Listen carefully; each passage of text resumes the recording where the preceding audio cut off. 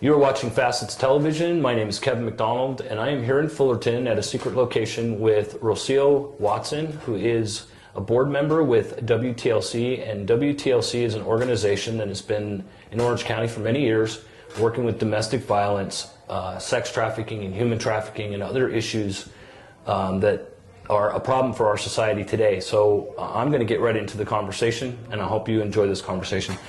Rosio, I mentioned that this location is secret, and Right. Why is that?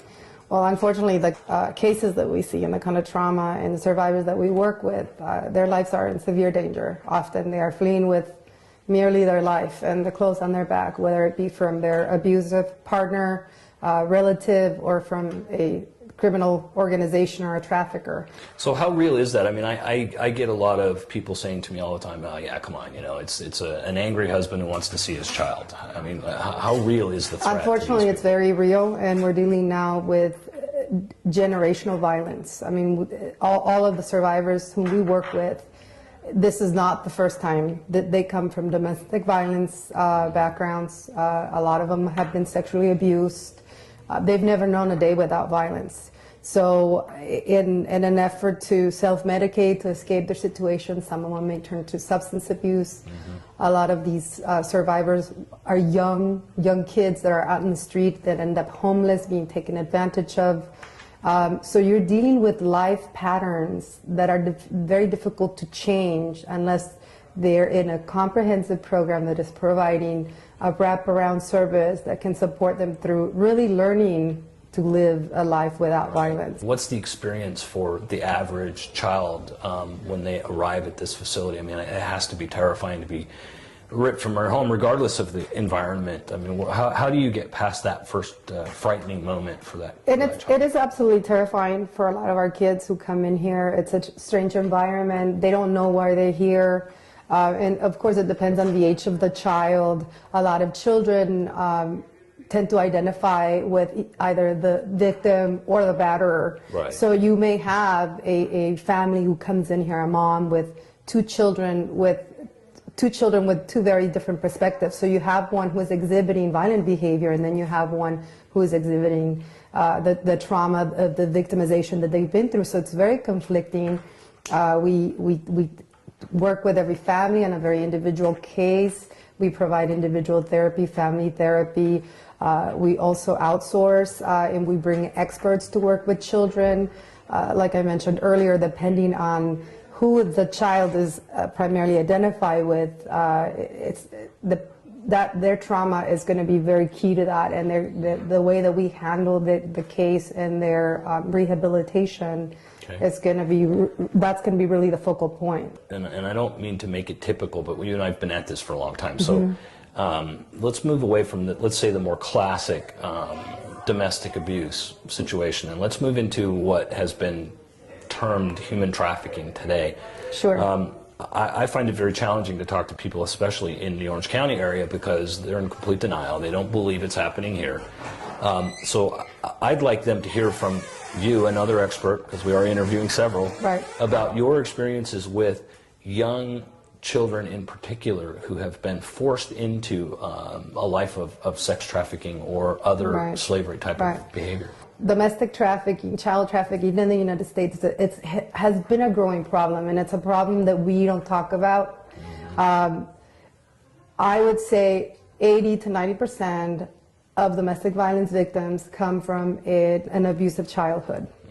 A lot of these girls, a lot of these young boys, because there's so much chaos in the house, they're either become runaways, they're simply ousted out because they become too much trouble for either classic throwaway. Right, exactly. That, right. They end up on the streets, very vulnerable, and then they learn to fend for themselves, so to speak. Unfortunately, the wrong people come into their lives. We've had case after case after case of situations where we find this child as an adult now who has been found in maybe a brothel or in a street corner somewhere by the police, has been arrested, now has a criminal record, but when you look into their background, these are child victims who are now unfortunately over the age limit, and therefore now they have become a criminal. And they don't qualify for any of the assistance. Absolutely. And they're stigmatized. Yeah, and that's an interesting point.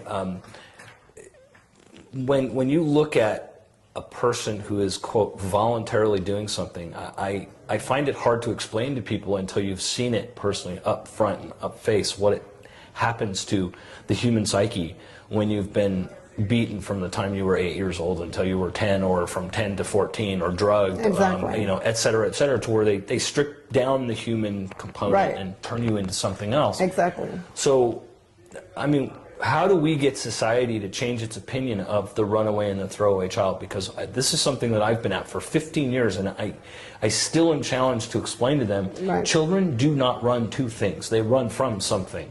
Absolutely. You may find that occasional kid who just wants to go out and get excited, but they generally go home within 72 hours. Right. The children that are caught. So, I mean, how can we get the message that these are not these kids are not volunteers? They are not there because it's fun. They're not there because right, it's exciting. Well, no, there's definitely a rupture in the system. I mean, there's a rupture in the public awareness of the issue, particularly, and I say this, you know, as a former part of law enforcement, there is a miseducation and misinformation about why these adults now are doing these horrible things. You know, why are they selling their bodies for drugs? Why, you know, why are you looking at a 17-year-old girl that, you know, is having sex with 30 men for $10? Right. There is, again, and I think it comes from fear of maybe not being able to see yourself in that situation. But when you look into, when you really sit down and talk to someone who has a substance abuse issue, who has been arrested for prostitution, mm-hmm, or has led that kind of lifestyle, you're going to find the majority of the times these were kids who were, again, throwaways. Maybe their trafficker, in a sense, treated them even just a little tad better than their own parent, the person that was supposed to take care of them, because at least this guy fed me. Yeah. At least this guy bought me shoes. Yep. So it's that mentality, and it's that conditioning that you or I or someone who's never lived through this couldn't possibly understand. You know, people think that, oh, if that were to happen to me, I would call the police, I would run away, I would never agree to something like that, I would rather die. You know, and it's because you have to understand that this is something that these children have been conditioned from a very young age. And again, I mean, it's the Stockholm Syndrome there. So from that perspective, what are the odds? I mean, how many of these children do you see, and at what point do you lose them? Because is there a point at some point in age or in life that we lose these kids? And the second half of that question is our intolerance as a society for any mistakes in young people causing them problems? Because I happen to know, and I'll say it right here on camera, if they had treated me when I was 12 to 15 years old the way they treat 12 to 15-year-olds now, I would not be where I am today. Mm-hmm. Because I would have had my record marked into the point where I would not, instead of go home, be good, right, probation, whatever. They don't do that anymore. But at what point are we wasting our time? Or is there any point where we're wasting? I don't think we are, and I think every child is different. And I can tell you that I've worked with children that were very young, that were very precocious, mm-hmm, that maybe came in and in their second week they were doing very well. And then I've worked with kids who I've known for years. You know, in my former job with the DA's office, we worked with sexually abused victims, and I had